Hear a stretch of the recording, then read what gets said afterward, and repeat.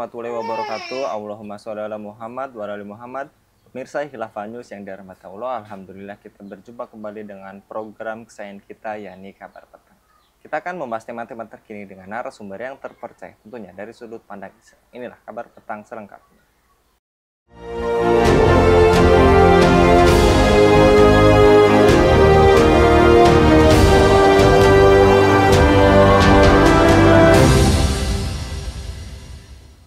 Politikus PDI Perjuangan Rieke Diah Pitaloka menegaskan perjuangan rakyat Palestina bertujuan untuk mewujudkan kemerdekaan atas tanahnya.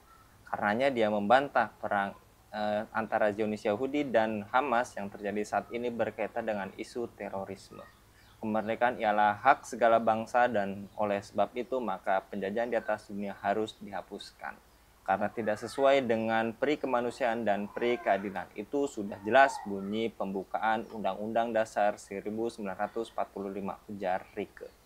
Rieke juga menegaskan dirinya tidak sependapat jika tragedi kemanusiaan di Gaza dianggap berpotensi membangunkan sel terorisme. Menurutnya tragedi kemanusiaan itu telah menarik simpati dan mendapat kecaman seluruh warga dunia. Apakah perang Zionis Yahudi dengan Palestina bisa membangkitkan sel teroris? Apakah Densus 88 rentan melakukan extrajudicial killing? Apa dan siapa yang disasar di balik isu terorisme ini? Untuk membahasnya kami terhubung dengan pengamat kebijakan publik Bung Rian. Kita sapa terlebih dahulu. Assalamualaikum warahmatullahi wabarakatuh, Bung Rian.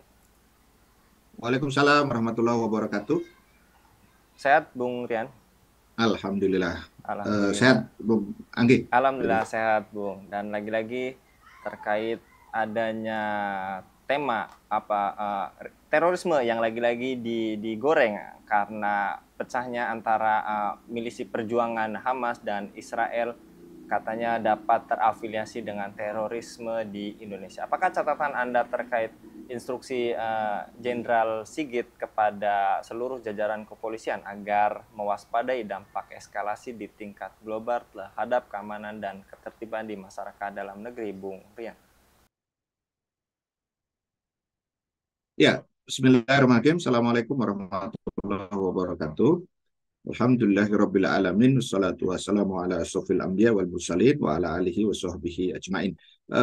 Bung Anggi, yang pertama catatan saya itu adalah bahwa kita mesti mengingatkan bahwa teroris yang sesungguhnya itu, ya, the real teroris, ya, itu adalah entitas Zionis penjajah, ya, beserta dengan pendukungnya.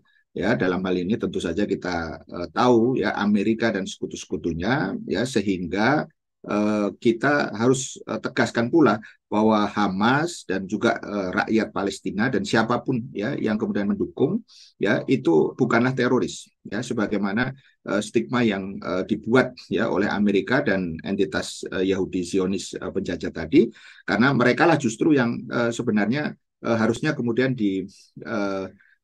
jadikan ya sebagai pelaku teroris yang sesungguhnya, bahkan teroris dalam skala yang internasional begitu. Jadi dari sini kita bisa melihat bahwa ini saya kira apa yang disampaikan oleh Kapolri ya dalam konteks ini jelas itu merupakan hal yang tidak nyambung begitu ya. Jadi bagaimana mungkin kemudian pelaku teroris yang sesungguhnya yaitu entitas Zionis dan didukung oleh Amerika serta sekutu-sekutunya itu malah justru kemudian dianggap sebagai sesuatu yang baik begitu dalam konteks bahwa seolah-olah yang salah itu adalah Palestina ya dan juga para pejuang-pejuangnya.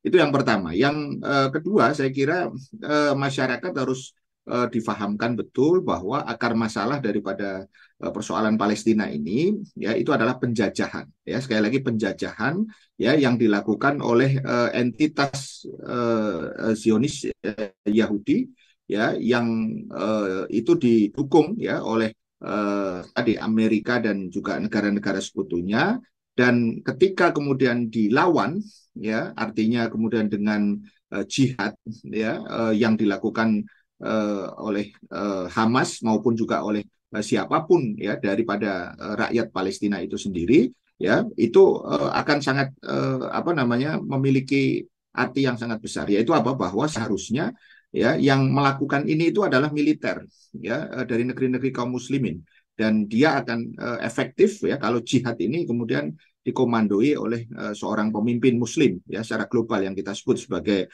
khalifah ya, sebagaimana dicontohkan oleh Khalifah Umar bin Khattab ya, sebagaimana juga kemudian dicontohkan oleh Panglima Salahuddin Al-Ayyubi dan juga Sultan Abdul Hamid kedua ketika menjaga tanah Palestina ini dari rongrongan dari orang-orang kafir. Saya kira dua hal itu, Bung Anggi, yang bisa saya berikan sebagai catatan awal. Baik, Bung Rian, juga kemudian tadi yang Anda katakan ini adalah penjajahan asal muasalnya, yang rakyat Palestina dijajah, dan rakyat Palestina ini berjuang mewujudkan kemerdekaan atas tanahnya melawan tadi Zionis penjajah tersebut. Apakah ini memang berkaitan dengan isu terorisme? Apakah ada pihak-pihak tertentu yang ingin juga melakukan penyesatan opini dan pengalihan isu, Bung Rian? Ya, jelas sekali bahwa sekali lagi penjajahan yang dilakukan oleh entitas Yahudi Zionis ya, dan tadi pendukung-pendukungnya Amerika dan juga negara-negara Barat yang lain adalah teroris yang sesungguhnya. Ini saya ingin tegaskan. Artinya apa? Bahwa perjuangan ya rakyat Palestina ya, dan siapapun yang kemudian mendukung gitu ya, itu tidak ada hubungannya dengan isu terorisme tadi itu. Jadi saya memandang ini sebenarnya justru adalah maling teriak maling gitu ya, yaitu apa? Di mana kemudian entitas Yahudi penjajah ini mereka malah jelas-jelas kan mengakui bahwa mereka membayar buzzer ya secara internasional gitu ya untuk merekayasa opini dunia bahwa sesungguhnya seolah-olah mereka itu adalah korban. Sedangkan tadi para pejuang Palestina, Hamas termasuk di dalamnya itu seolah-olah itu kemudian adalah teroris. Dan saya kira inilah fitnah yang justru sangat-sangat keji ya, ketika pelaku teror yang sesungguhnya itu peran atau istilahnya memposisikan dirinya seolah-olah menjadi korban atau yang sering disebut sebagai playing victim. Jadi saya kira mereka ini berusaha untuk kemudian tadi merekayasa fakta dan kebenaran sehingga yang terjadi seolah-olah kemudian mereka itu adalah korban. Saya kira itu, Bang Ya, Anggi. baik, Bung Rian, juga dikabarkan baru-baru ini Polri menangkap 59 orang terduga teroris. Bagaimana respon Anda, Bung Rian?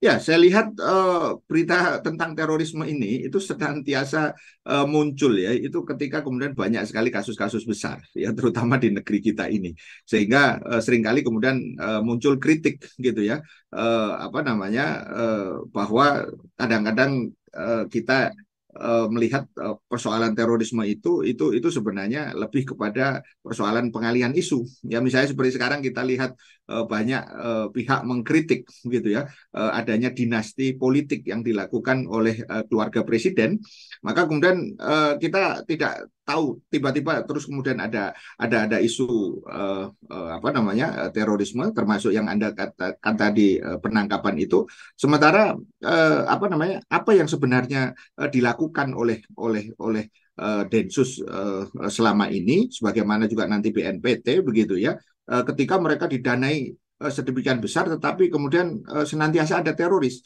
Artinya kan berarti sebenarnya mereka ini apa namanya dengan keberadaan mereka itu terus ada terus gitu. Ini kan jadi aneh gitu ya. Maksudnya adalah bahwa kita justru berharap bahwa ini bukan pengalihan isu sebagaimana yang sudah sering terjadi di masyarakat, karena saya yakin masyarakat semakin kritis ya, semakin cerdas ya, jangan sampai kemudian justru rasa saling ke ini ya curiga begitu ya di tengah-tengah masyarakat itu terus terjadi sehingga akhirnya malah masyarakat itu malah menjadi gaduh gitu ya. Padahal sekali lagi sebenarnya yang jadi masalah itu adalah ya kalau kaitannya misalnya ya hari ini kita dihadapkan kepada tadi dinasti politik yang jelas-jelas itu terjadi, maka sesungguhnya masyarakat harusnya diberikan ruang seluas-luasnya untuk kemudian bersikap. Jangan malah kemudian dialihkan dengan isu-isu yang orang masih kemudian mempersoalkan kebenarannya tadi, termasuk penangkapan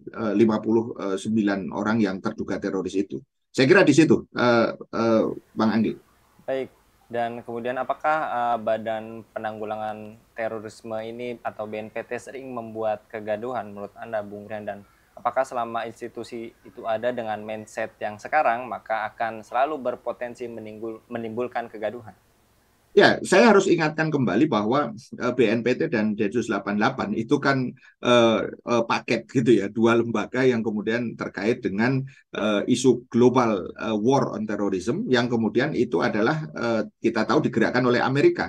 Dan kemudian belakangan kita tahu bahwa apa yang disebut dengan perang melawan terorisme itu adalah perang melawan Islam, war on Islam, gitu ya. Artinya Islamlah yang kemudian menjadi tertuduh dan Muslimlah yang kemudian mendapatkan stigma negatif, sementara faktanya tidak ada. Dan saya ingatkan lagi sekali lagi bahwa justru teroris yang sesungguhnya ya itu adalah Amerika dengan tadi sekutu-sekutunya tadi, ya pasca WTC tahun 2001 yang kemudian akhirnya diamplifikasi oleh negara-negara yang tunduk kepada Amerika karena pilihannya yang diberikan oleh Amerika dalam hal ini George Bush Junior pada saat itu kan either you are with us or with terrorists. Ada bersama kami atau kemudian bersama teroris. Sehingga akhirnya banyak yang akhirnya mengadopsi tadi bahwa di negaranya itu ada potensi teroris dan kalau ingin selamat ya tadi ikuti apa yang dimau Amerika. Nah, ternyata isu terorisme ini yang kemudian akhirnya di-drive-nya oleh dua lembaga tadi untuk kasus Indonesia, BNPT dan Densus 88, justru tidak menurut saya membuahkan hasil gitu ya yang terjadi sampai sekarang terorisme ada terus seolah-olah begitu kan. Nah, sehingga dari sini kemudian kita melihat bagaimana isu terorisme ini akhirnya digeser menjadi isu tentang radikalisme yang intinya justru melakukan sama tuduhan kepada Islam bahwa Islam kafah itu gitu ya, Islam kalau diterapkan itu nanti akan menimbulkan ancaman bagi negeri ini begitu ya, sehingga harus dimoderasi yang pada intinya adalah sekulerkan atau berusaha untuk kemudian ditundukkan begitu. Artinya apa, Bang Anggi, bahwa sesungguhnya kegaduhan-kegaduhan yang dibangun ini jelas kemudian sering dan akan terus terjadi manakala kemudian mindset daripada BNPT dan Densus 88 ya senantiasa hanya sekedar menjadi alat kepentingan bagi tadi pihak-pihak tertentu dan juga memojokkan ya dalam hal ini adalah Islam dan kaum muslimin dan tentu ini harus segera dihentikan gitu. Baik, juga terakhir Bung Rian, apakah BNPT terus memproduksi narasi-narasi yang potensial melahirkan kegaduhan di kalangan umat muslim khususnya? Dan apakah proyek kontra terorisme dan radikalisme di Indonesia rasional, Bung Rian? Ya, justru itulah yang tadi saya katakan dalam banyak kesempatan keberadaan daripada tadi Densus 88 dan tadi BNPT itu harusnya dievaluasi secara total. Kenapa? Karena kemudian anggaran yang diberikan juga semakin ke sini gitu ya. Artinya per tahun itu semakin semakin besar begitu ya. Tetapi hasilnya juga kemudian kita pantas untuk mempersoalkan kalau kemudian tadi pelaku terorisme terus ada begitu ya. Kemudian wacana tentang radikalisme itu juga kemudian akhirnya menimbulkan kegaduhan di berbagai kalangan ya, di masyarakat, di dunia akademis maupun juga kemudian di kalangan pesantren ataupun juga kemudian keagamaan misalnya, ya tentu saya kira ini mesti kemudian menjadi perhatian bahwa kedua lembaga ini harus dievaluasi dan tidak ada tertutup kemungkinan kalau memang tidak diperlukan sebenarnya dua lembaga ini bisa kemudian tadi dibubarkan saya kira. Jadi disinilah justru umat Islam harus kemudian dilibatkan dalam melihat banyak persoalan-persoalan yang ada gitu ya. Jangan sampai umat Islam malah kemudian menjadi objek yang senantiasa tertuduh dan kemudian akhirnya yang terjadi itu bukannya kemudian kedamaian begitu ya, tetapi malah justru tadi kegaduhan demi kegaduhan. Jadi satu kata, kalau evaluasi itu justru harus menghendaki adanya ya pembubaran, saya kira kita tidak ada apa namanya sulitnya untuk kemudian melakukan itu dengan itikat bahwa jangan sampai keberadaan kedua lembaga ini justru kemudian tidak bermanfaat bagi kepentingan umat secara keseluruhan maupun bangsa ini secara lebih luas lagi. Terima kasih. Assalamualaikum warahmatullahi wabarakatuh. Waalaikumsalam warahmatullahi wabarakatuh. Jazakallah sekali lagi kepada Bung Rian. Mudah-mudahan Bung Rian senantiasa dilindungi oleh Allah Subhanahu wa taala dalam setiap aktivitasnya.